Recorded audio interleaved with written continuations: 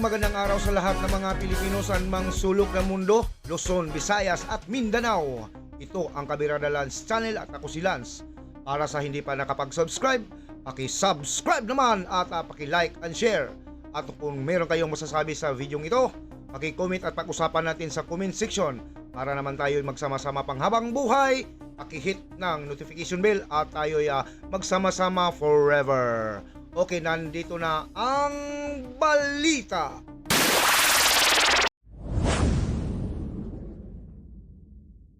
Welcome back sa ating channel. Naging mainit nga na usapin sa mundo ng social media.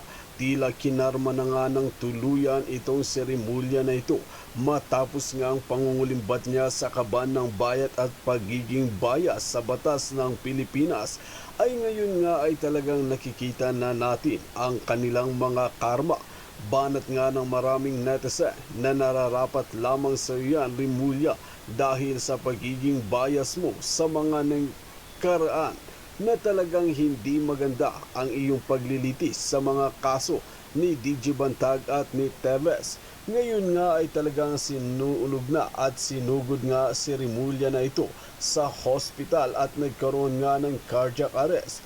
Dito nga natin makikita mga kaibigan na isa-isa nang nawawalan ang buhay ang mga korap na opisyalis sa bansang Pilipinas dahil hindi nga nila makayanan ang mga ebidensya na nilalabas ng mga lawyer laban sa kanila. Ngayon nga ay mapapatunayan natin kung sino nga ba talaga ang nagsasabi ng katotohanan at kasinungalingan sa harap ng hukuman. Kaya naman ang mga ibang politiko ay gumagawa na lamang ng sarili nilang mga rason para hindi nga sila makulong sa bilangguan at gusto na naman nilang ma-house arrest.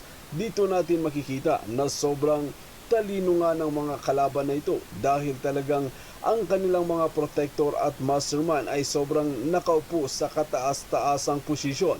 Kaya naman matapang sila na gumagawa ng mga kalokohan.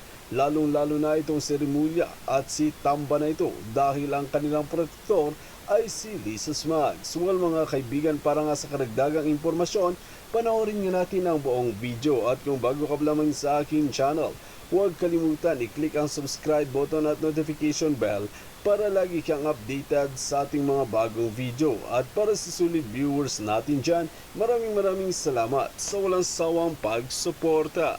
Ito, breaking news tungkol sa kalagayan ni Secretary of Justice Boying Rimulya. Nako, di ba bago lang siya na operahan triple heart bypass? That was 2 or 3 months ago. Tapos biglang tumahimik, wala nang balita sa kanya. Ito, mga puting ahas ni Fair Lady Maharlika, pasabog na naman. Ongoing pa ang live stream ni Maharlika at ako, comment na ko agad, pakinggan. Pasabog ni Madam Maharlika. Nung ito, yung mga nangyayari sa taong bayan. Kasi dapat, Salome, okay, Salome Baksal, dapat ang itong mga taong nasa gobyerno, okay, na mga kawatan sa kaban ng bayan, na nagsasaid sa inyong pinaghirapan natin lahat, dapat sila ay maging responsable at transparent. Kasi, mga palangga, kinonfirm natin at ni isa sa mainstream media or sa social media, I believe, wala pang nag-uulat na si Rimulya ay inaratay pala. Hindi naman tayo nag-wish. Pag minsan, out of kapulburan na nila, nag-wish din tayo ng bonggang-bongga ng mga bagay-bagay na minsan, ayan, sabi ni Joe Carlo, taray may ads. Na matagal nang may ads yan, 2 taon na yan palangga. Nahuhuli ka na sa banga. Yung ating Sendwave app, model nga ako dyan. Anyway, sabi ni Helen, sabi yung patay na ba si Bonjing with that? I don't know. Pero confirm po, 2, actually 3 tao ang pinagtanungan natin na ayon sa ating puting ahas ay nakaratay siya sa St. Luke's Hospital for 3 weeks.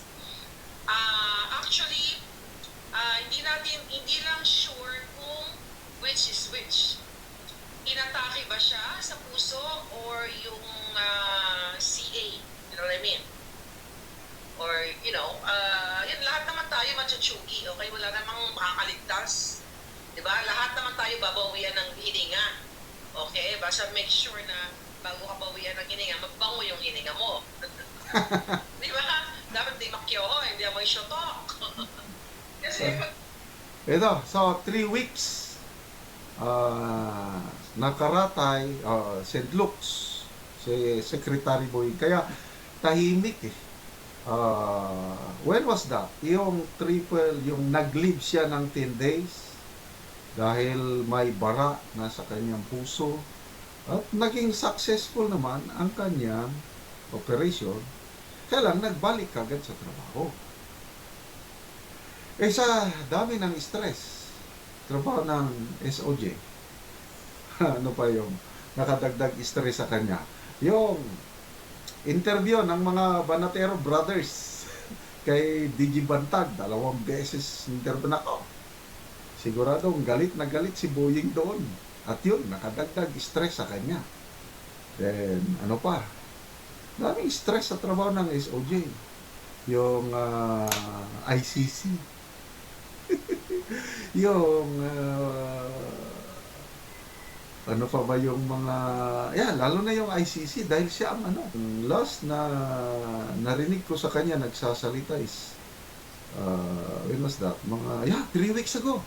Sabi niya pupunta siya sa kakausapin niya si Executive Secretary Lucas Bersamin at magtatanong ano ba talaga ang earlier pronouncement ng Pangulo. Wala nang jurisdiction, wala nang pakialam ang ICC sa atin. Mamaya, ang Congress, House of Representatives, kaliwat ka ng mga resolution urging the Philippine government, papasokin ng ICC. Sabi ng Pangulo, we'll study, pag-aralan natin. Di ba nakakalito? So, litong-lito rin si Secretary Boy. Yan, yung huling balita ko sa kanya, after that, wala na, tahimik. Again, ito, salamat sa mga puting ahas ni Madam Maharlika. At